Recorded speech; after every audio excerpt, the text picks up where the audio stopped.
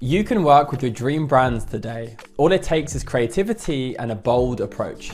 Even if you don't have a large following, you can start today and land your first brand deal, and that's what I'm going to teach you today in this video. Having worked with some of the largest creators in the world, I've seen it from both sides of the table. I've seen what to do and what not to do as a creator, and I've seen the behind the scenes of some negotiations of six-figure deals. Today, I'm going to share with you my dream framework, which I've used to land 2 sponsorships a month. We'll consider factors like alignment, your long-term reputation, and making sure you never sell out. And you'll leave this video with your own professional media kit, which makes brand outreach so much easier. We'll create your media kit in less than 30 minutes with a great tool called Gannon. So let's start with the dream pitch framework. This is a 5-part framework to turn your brand from invisible to irresistible. D stands for define. You need to define your dream list of brands that you genuinely love and that you already use. R is for research, to find the key people of influence at those brands. They are the decision makers who you need to get in front of. E is for entice. Build a professional media kit that wows them at first glance and makes the best first impression. A stands for align. You need to align your pitch to their mission. When you personalize your media kit, it will show them that you're the right fit. M is for message, and that's the dream framework. And when all those pieces come together, you create a media kit that's professional, you have a pitch which is unforgettable, and you become the obvious selection to do a brand partnership with. So let's jump into the define section of the dream framework. This first section is a mindset shift. It is a win-win if you reach out to your dream companies who you'd love to work for, and you pitch to them exactly how you can help. It's a win across the board because you get to work with the brand you love, they get to have somebody who's organically creating content for them, and to your audience, it's really authentic. From speaking to around 20 brands this year, this is exactly what they want. It really makes a difference to a brand when you actually use their tool or their product. And a quick side point, sometimes brands want you to have a large audience size, or sometimes it's more about conversions. So it doesn't matter if you don't have a large audience, because if you're speaking from the heart, if you're authentic with how you actually use a product, a tool, or a service, then that will lead to a greater chance of higher conversions, which is usually what most brands actually want. So together, let's make 2 lists. Firstly, what are the brands that you use every day? Brainstorm all of them and go crazy here. Secondly, what brands do you absolutely love? What are the companies you always recommend to people, you mention them, and you refer people to them, even without a kickback?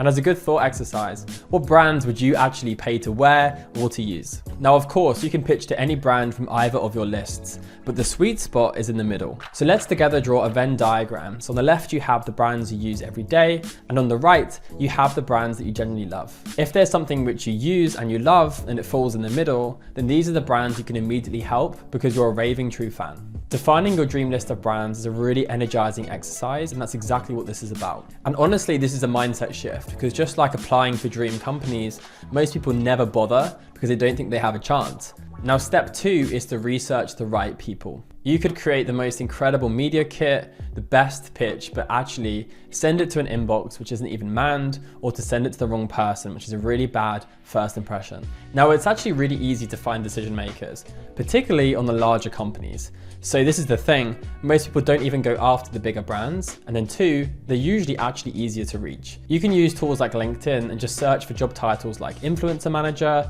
partnership manager, creator manager, and you'll usually come across somebody. And if you don't find the right person, you can still connect with someone from the company and ask them who the right person would be to talk to. Once you've found the right person, you have to do some research. Go through their content, go through their profile, maybe they have a personal website, and begin to understand their interests and what they do and don't like. Personalization goes such a long way. As the founder of a social media agency, I've seen behind the scenes of how many DMs a famous influencer receives, and I've seen the inboxes of really busy founders who get bombarded with outreach every single day. Also on LinkedIn, most people actually have their personal email address on their LinkedIn profile. To find this, all you have to do is go into their profile, click about this profile. This is usually something they did when they created their account. Of course, you have to respect people's personal information, but if you truly create something of value, then they would actually be lucky to receive it from you. So you've created your dream list of brands, you've researched the right person. Now it's time to create your professional media kit. Your media kit needs to be clear, it needs to be concise, and it has to stand out. When you take the time up front to create your media kit, you can produce something which is standardized and becomes a template which you can then personalize afterwards, depending on the company that you've reached out to. So I was getting really frustrated trying to use Canva and PowerPoint. the templates just weren't good enough. And I thought nowadays, surely there's an AI tool which I can begin to use. So thankfully there is, and it's called Gamma. I wanted to share with you my exact workflow to create your media kit. Now here's a bit of inception.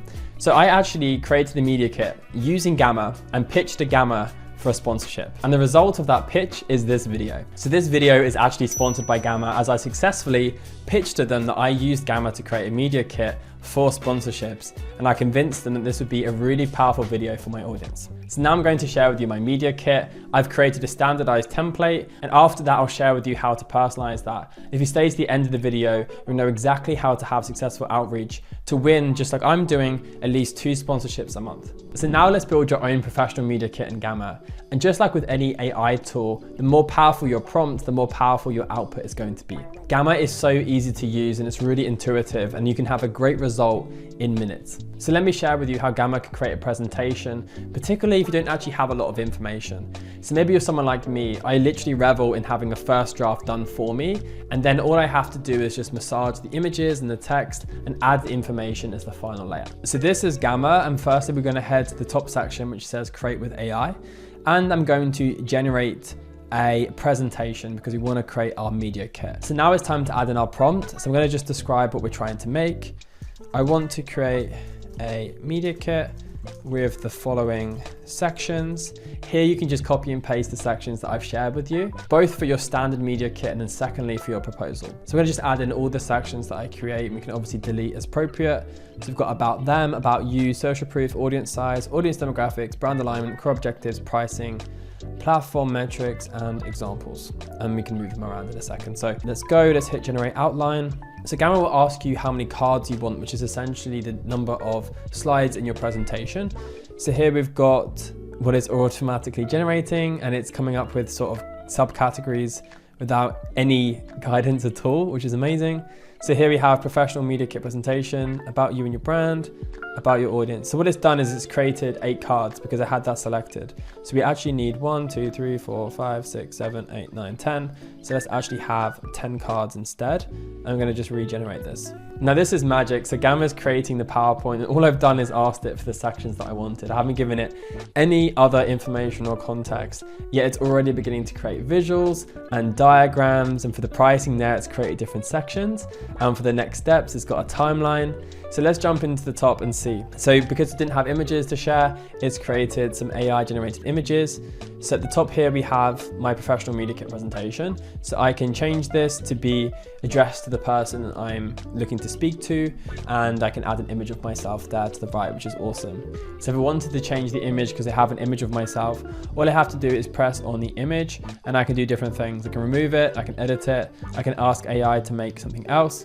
So I'm going to edit the image and actually replace this with my own image. Here I'm going to upload my own profile picture, and it will just replace this in the presentation for me. Then I can put here a title like this. So here I can actually edit the text. So, hi Gamma, can you please include a compelling introduction acting as a summary for my brand kit. Straight away, AI is here and it's come up with a draft title. Now, of course, the more powerful your prompts are, the more powerful the output would be. But already this is looking so premium. Of course, I'll change this image here, but it's already suggested that I have a timeline about myself and the work that I've done.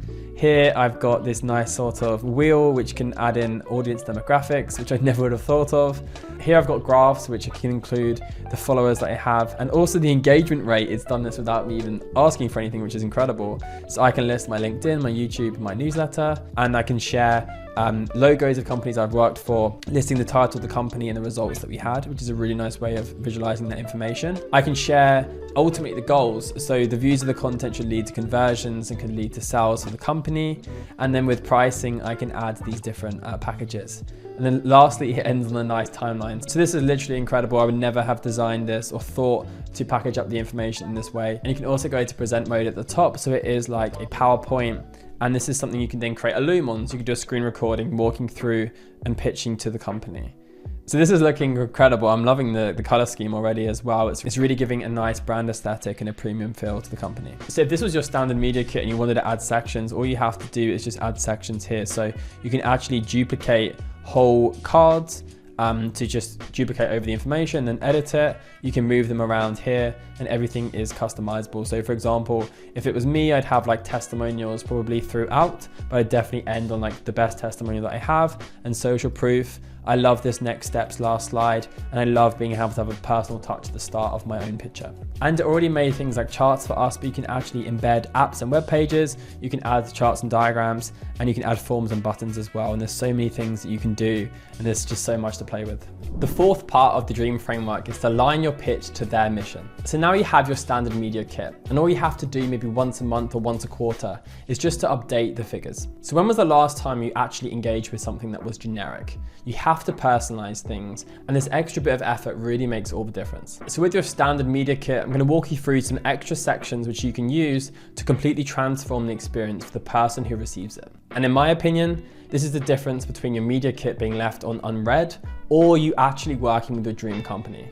And honestly, if you don't do this part, you're not appreciating that working with your dream companies does still take time, and it still does take energy and effort. So those were the different sections you can include to personalize your media kit further. Now in general, I always recommend to spend more time creating something of quality than to just have a volume-based quantity approach. Usually there's no competition at the top because most people just don't take the effort. They have a spray and pray approach, whether that's applying for their dream jobs or working with their dream companies. It's far more effective in my experience, being in the creator economy for over 7 years, to try and go really deep for 5 companies than just to send a generic media kit, for example, out to 50 people. So now you've seen the template for my own media kit and the exact ways I personalized it to work with my dream companies.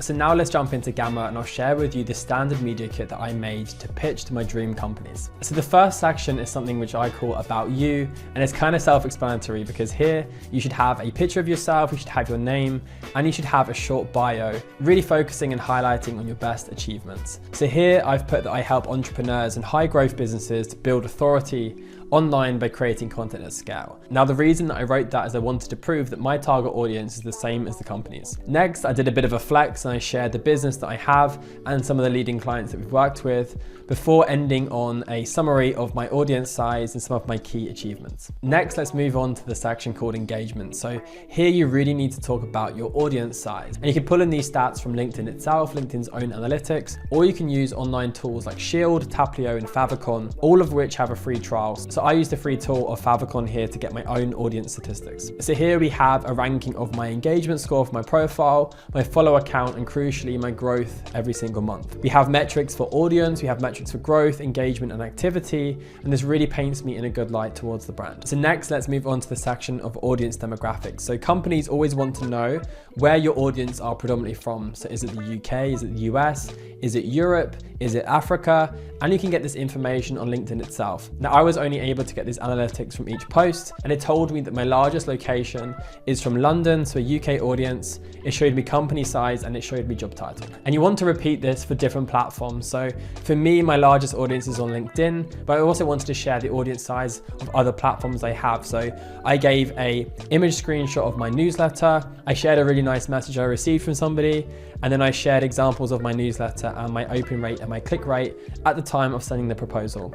I also highlighted my YouTube channel, which was growing, in case they were interested in doing a partnership for a YouTube video. So I personally always like to lead with LinkedIn posts, as that's my platform of choice. For you, it could be Instagram or TikTok. You can make a media kit for whatever your platform is.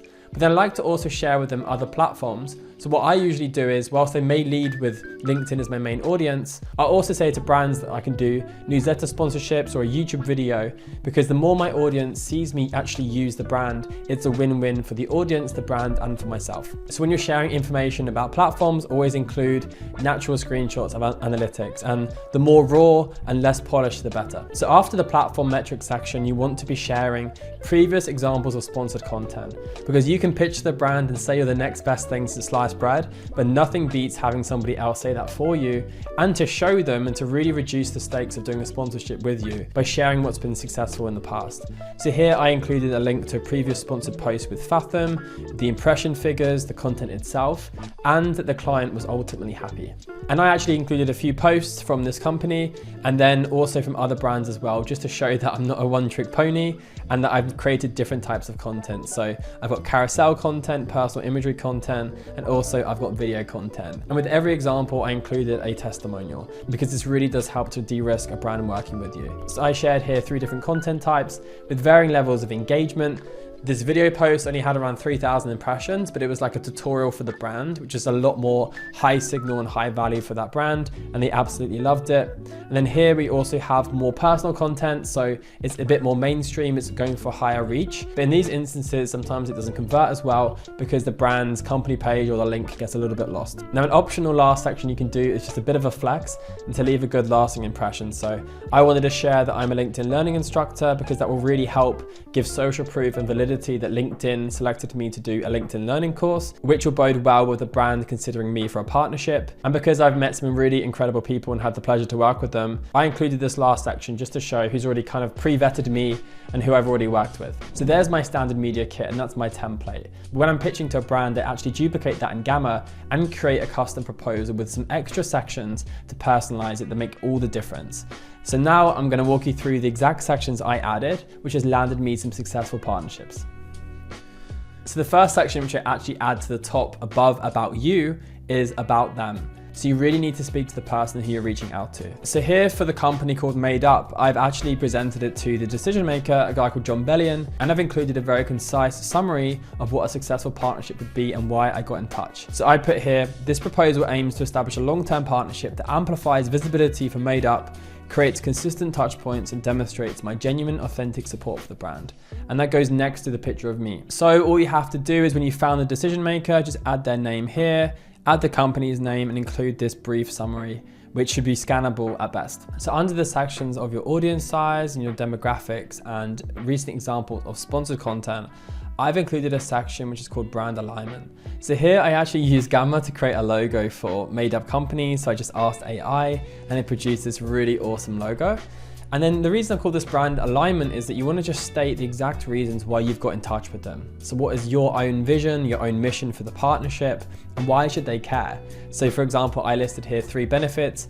One is that I'm a fan of Made Up. So if this was a video content tool, I use the tool every day, therefore I can authentically talk about the brand. There's also compounding benefits. If we did a sponsorship and it was successful, my audience will see me promote this tool regularly, and with every post, they're going to want to try a free trial. And then lastly, exposure. So not only can we do LinkedIn content, but with every LinkedIn post, I can also do a newsletter going out the same way, so my audience will see the content in different places. After brand alignment, you can create a section called core objectives. This is a great place to add images of yourself, but if you don't have that, you can just use AI again, and Gamma has that built in, which is incredible. So here I've put that my core objectives are to increase visibility, establish credibility, and to create a feedback loop where I can use and try their tools, and then we can share that with my audience as well. So this is where you pitch this as a win-win, and it's all about what you can do together. Now, an optional section is pricing. So if you're talking to a brand for the first time, you may not want to include pricing, but here I actually pre-framed that it's not just sponsored content. This is about being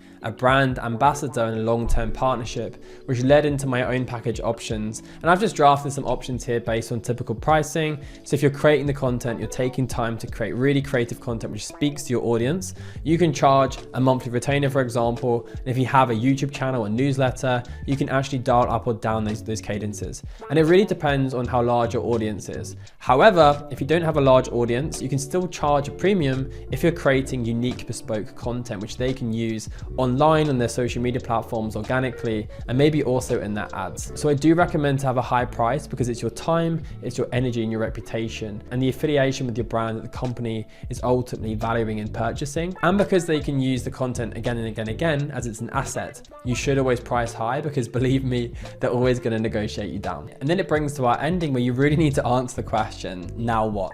So you can't just pitch to them about why they should collaborate with you and then just leave them hanging. So I suggest you have a link to your calendar for a 15-minute call, and you just politely suggest that they book a call. So I just put here, let's talk. I added in the Made Up logo, and there I would have my own calendar link to make it really easy for them to get in touch. If you don't want to include your calendar link, you can be a little bit cheeky and you could just write, what do you think? Are you interested? Let's work together. But I highly recommend that you end with something something which keeps the conversation going, which is why I think a question that is really easy to answer is a great approach if you're not going to have your calendar link. The last step of the dream framework is message, and I highly recommend that you use video. Nothing beats actually getting to know the person who contacted you. And whilst you can be successful without video, this step is crucial in my own opinion, and it's really impacted my conversion rates. This really doesn't need to be long, and you've already done the work in the R section, which was to research the right person. And in my own experience, sometimes the brand said no because it wasn't the right fit. For example, all their budget had been already used up. And later on, they got in touch with me because I was still front of mind. Consider the brand manager, the partnerships manager, the influencer manager on the other side of the table. That's a human being, and their whole job is to make sure the brand has successful partnerships. So if you've taken the time to reach out to them in a personalized way, and you've made it really clear why you love that brand and how you already use it already, those will be great green flags, and they will think of you in the future. And believe it or not, some of the larger companies actually have a budget that they need to spend. So here are some tips to keep in mind with your message. Build trust through human connection. My favorite is to send Loom videos where you can really personalize things, but still keep it short. Be casual and confident. Just be yourself, because humans connect with humans. Make it about them, not about you. This is one of the easiest mistakes to make. You get in touch with the dream brand, you're so excited, and it just comes over that it would be such an honor to work with them and such a privilege, when actually you're trying to pitch and share the value that you can create for the brand. Show, don't tell.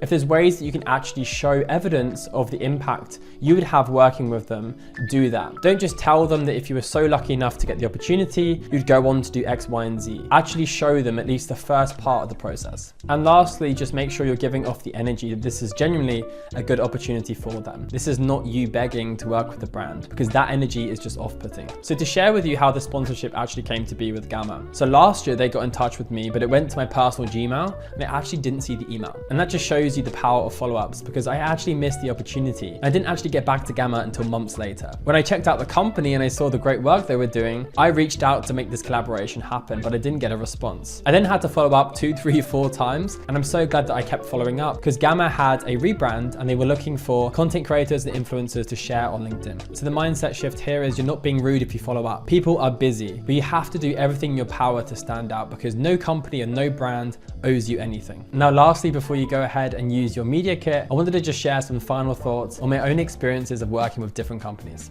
Trust is everything. You have to be sincere. Your audience can smell it from a mile away if you're promoting a tool that you don't actually use. On the flip side, if you're promoting something and they know you use it, it's a really good feeling. And always try and get them a free trial or an extended free trial as a bonus, because then it really is just a win across the board. I've also learned the goal is repeated sponsorships, not one-off deals. If you do take the time up front to create a sponsored post and you do a collaboration, this is not free money. You actually have to do the real work, and you should care about making this as successful as possible. From every sponsorship that I've actually done, by the time the post went out there and I looked at the copywriting cost, the video editing, my time, the margin is still actually quite thin. This is real work, so keep in mind, just like everything, there is an upfront time expense that you do take here. So if you can work with a company and again, it will be more profitable for you, and your audience will benefit from the increased collaboration. So in my opinion, it's not hard to pitch to a brand and to win a sponsorship. The hardest part is to have a successful partnership over time. Always trust your gut. To quote Derek Sivers, if it's not a hell yeah, then it's a no. At this point, I think I've said no to 100 brands, and I've said yes to around 10 to 15. If you don't actually use a tool, then definitely try it out first before promoting it. And this leads me on to my next point. This should go without saying, but test a product and a brand before you promote it. And this comes down to being sincere. There is always an opportunity cost. If you promote an SEO tool over here, you can't really talk about another SEO tool in the same time period, because your audience will just feel that. And also, why would you even want to do that? When you partner with a company and you do a collaboration, there's a win-win. You get to use the product more, maybe you get a discounted rate or lifetime access, and of course you get paid as well. This should lead to a benefit to your audience, like a bonus or a promo code they can't get elsewhere. And then lastly, the brand receives user-generated content and the awareness of being associated with your own personal brand. Aim big. It's called the dream framework for a reason. Aim high and go after your dream companies, because you can't promote and do sponsorship posts and collaboration posts every single day of the week. You have limited slots to do this type of content, and it will feel so much better for your audience, and you will continue to build trust and to maintain your reputation if it's companies and brands and tools that you genuinely use. And lastly, never sell out. It's a really good idea to have a close feedback loop with your audience and creators in your industry to make sure that your posts aren't sounding too promotional. My favorite type of post to create is an integration, integration, which is essentially you're sharing how you would do something already and you integrate in the fact that you're using the tool. Always ask the brand up front just how much creative control you have. If some companies want you to be too promotional, it's down to you to have a voice and to say no. It's actually a win for everyone involved if the content you create is exactly like your normal content. So when it comes to your audience, you do know best and you should be the one leading those conversations. So that's the dream framework. Define, research, entice, and align your message. So I hope you found this video valuable on how you can use Gamma to create your own professional media kit. And if you did, please give this video a like and subscribe for more content on how to grow and monetize your personal brand.